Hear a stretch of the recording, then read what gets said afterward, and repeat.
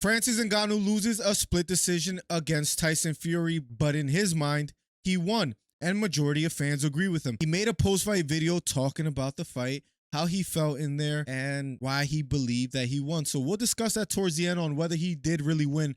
But let's go through the video, look at the key points on what he had to say, and see if we agree with him. Let's get right to it. When we get closer and then when we touch gloves, I'm like, let me take you to school. I'm like, you. And imagine you're in the ring with Tyson Fury. He's supposed to be the best heavyweight in the world, and you're going in there as an MMA fighter, and he's telling you, I'm going to take you to school. I think it's safe to say that could be a little bit intimidating, right? You're stepping into someone else's field of expertise, and you're trying to see how well you do, and you're aiming high. You're fighting the champion of the world to see how you do, and he's already talking trash before the bell. That's why, like, when I knocked him down, I was dancing in front, like, you're a bad professor, motherfucker. If you guys remember, in the third round is when Francis Ngannou knocked him down. He landed a beautiful left hook earlier in the round, and then finally a check left hook lands flush right over the top of the head, right near the temple of Tyson Fury, and he knocks him down. And that's what I was wondering what he was saying when he was kind of taunting him. Who going? That's what he tells him. You're a bad professor. Slick talk from Francis Ngannou. Who is taking who to school? Because for me, it looks like I'm the one taking you to school. I'm not sure what impressed you guys the most, but what impressed me is a lot of times when someone maybe has one path of victory, I think it's safe to say that most people felt that Francis Ngannou only had a puncher's chance, that he needed to land solely a big punch to get the knockout. That was his only path to victory. But Francis Ngannou, was clear that he had a game plan. He didn't go in there just to try to land the big punch. He was trying to win the fight, whether it was by knockout or whether it was by decision. I don't want to go out there trying to knock him out. I don't want to go out there throw heavy punches. Credit to him, because if he does do that, if he does just focus on landing the big shot, landing a knockout punch, he's going to tire himself out. Fury's going to take advantage of that. But his poise, his patience in the ring, I think kind of flustered Tyson Fury a bit, and he had a tough time landing that jab. I might have a hard time if I empty my gas tank. So I was very composed. I'm like, okay, I get you. And we saw that as early as the second round. Out of the clinch, Fury lands an uppercut. You hear Tim Bradley say, there's something that Fury didn't like, and that's why he switched stances. Fury switched to southpaw stance. One of Fury's best punches is that jab, that lead hand. And if he switched to southpaw, there's not much power behind it. There's not that much snap to it.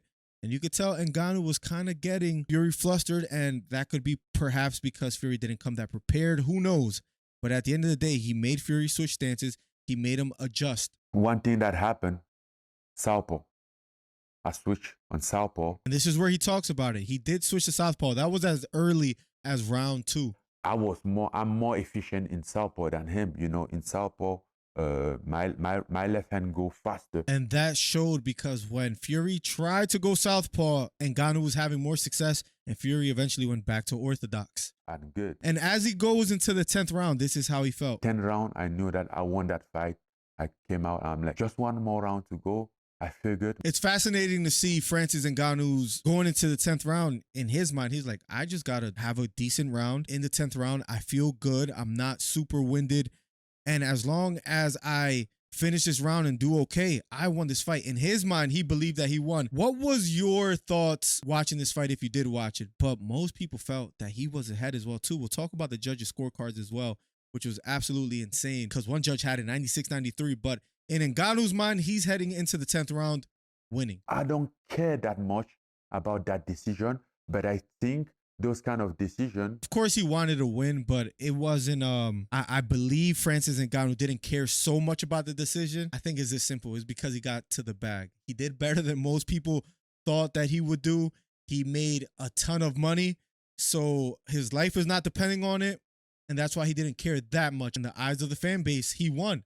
So I think with all that together is a big reason why he's not depressed. You don't see him complaining a ton as far as him losing the fight on paper, because in his mind he won, and in the eyes of the fans he won as well too. And that's why he's kind of optimistic and well-spirited after this fight. This win could have been a win that my career depended in it, but what would have happened? And he talks about it here. If imagine this would have been a fight where if he lost, his career is essentially over.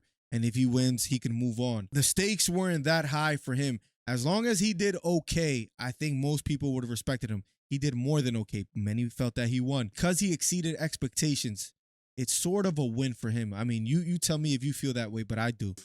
Judges should be accountable for that. One judge had it 95-94 for Francis Ngannou. Another judge had it 95-94 for Tyson Fury. The biggest issue was 96-93 for Fury. That means that Fury won 7 out of the 10 rounds. There was a 10-8 round in round number 3. Can a judge be that confident that Fury won 7 out of 10 rounds? I don't think Fury won a clear 7 out of 10 rounds. And that's what makes it tough for me because, again, one round was 10-8. And Francis Ngannou is asking for what many of us have asked for: accountability with these judges. It's been a while since Francis Ngannou has competed. And since leaving the UFC, many were criticizing him. Oh, he fumbled the bag and he's not going to have many more opportunities. I think now, after this performance against Fury, he has more opportunities than ever. There's the Anthony Joshua fight that I'm a little bit intrigued to see how that goes. I would love to see Ngannou versus Anthony Joshua or Ngannou versus Wilder. If he did that well against Fury, why not see these other fights? I think there's a market for these fights. I like his attitude after this fight against Fury. What's next for Francis Ngannou?